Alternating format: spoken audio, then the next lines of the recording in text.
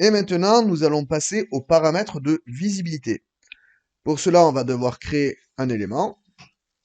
On va prendre par exemple une extrusion. Et je vais faire une extrusion toute simple, par exemple avec un rectangle. Je ne vais pas me soucier de ces dimensions. Je valide. L'idée, c'est juste appliquer à cette extrusion un paramètre de visibilité. Donc, pour créer ce paramètre de visibilité, dans un premier temps, je sélectionne mon objet, puis CTRL 1 pour ouvrir les propriétés. Ensuite, dans les propriétés, ici, dans Visible, on voit que c'est coché. Et il y a le petit carré ici qui permet de sélectionner un paramètre. Je clique sur le bouton, et je vais cliquer sur le petit bouton ici pour créer un nouveau paramètre.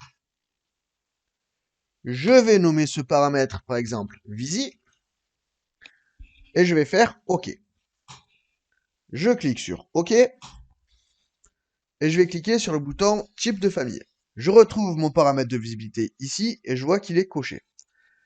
Maintenant, il faut comprendre comment fonctionnent les conditions avec ce type de paramètre. C'est un petit peu particulier.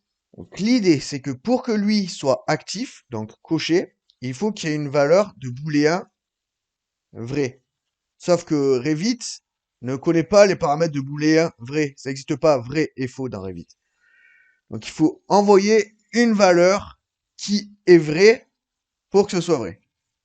Démonstration, parce que c'est pas clair du tout. L'idée, c'est que si ici je mets 1 égale 1, si je fais appliquer, je vois qu'ici la case devient grisée, parce qu'elle est fonction de cette condition ici. Grisée et cochée. Maintenant, si je mets ici 1 égale 0, donc 1 égale 0, on est d'accord, normalement c'est faux. Donc ça renvoie une valeur booléenne fausse à Revit, et dans ce cas, lui, il va être décoché. Donc concrètement, à Revit, il va falloir lui dire, va chercher dans la table de consultation, si la valeur est sur 1, alors on aura comme valeur ici vrai, c'est-à-dire 1 égale 1.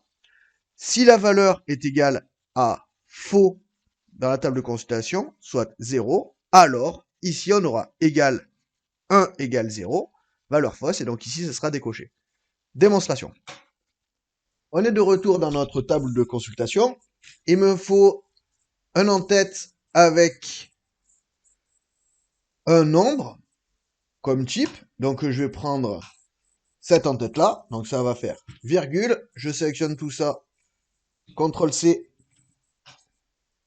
Une tabulation et CTRL-V. Et il ne faut pas de virgule ici. Faites très attention à ça, sinon ça ne marchera pas. Tac. Et ici, à chaque fois, on va mettre une virgule. Tabulation, tabulation. Et c'est parti. Donc ici, ça sera un coup 1 et un coup 0. Donc 1, 0, 1. Ici, il manque la virgule. Et 0. Et j'enregistre avec CTRL S. Ici, je dois bien sûr penser à changer le nom de l'entête. Donc ici, ça sera Visi. CTRL S. Je retourne dans Revit. Je vais dans mes paramètres de type. Je sélectionne une formule existante. Je la copie et je la colle avec CTRL-C, CTRL-V. Ici, ce n'est pas array, mais c'est tout simplement Visi. Et là, on va rentrer notre formule. Donc, la formule, elle commence par if. J'ouvre ma parenthèse. Donc, si la valeur récupérée dans la colonne Visi est égale à 1, alors, donc dans Revit, alors ça se dit virgule, valeur vraie ça s'écrit par exemple 1 égale 1, sinon, donc dans Revit sinon c'est virgule, valeur fausse, donc 1 égale 0. Et je ferme la parenthèse. Voilà. Donc malheureusement, cette formule, il faut l'écrire en une seule fois. Après, ça peut être intelligent de d'abord la travailler sur Notepad++, parce que je comprends que c'est un petit peu compliqué. Après, on a l'habitude, mais voilà. Donc, je vais faire appliquer pour voir si ça fonctionne. Boum, ça marche du premier coup, impeccable. Donc ici, je me rends compte que pour la ref B, mon paramètre de visibilité, il est sur 0. On va regarder sur ma ref A. Donc je vais mettre A, appliquer. Donc ici, c'est bien grisé et coché. Donc A, B, grisé et décoché. Ça fonctionne très bien. On regarde avec C. Appliquer, grisé et coché. Tout fonctionne bien. Maintenant, il faudrait que j'analyse dans Revit mon paramètre de visibilité. Donc pour faire ça, il y a ce petit bouton ici, là.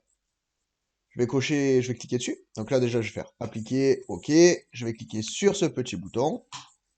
Et là, je vais faire aperçu de la visibilité activée. Donc maintenant, si je retourne dans mes paramètres de type, donc si je choisis ma ref, par exemple, B, si je fais appliquer, boum, je vois que l'élément disparaît.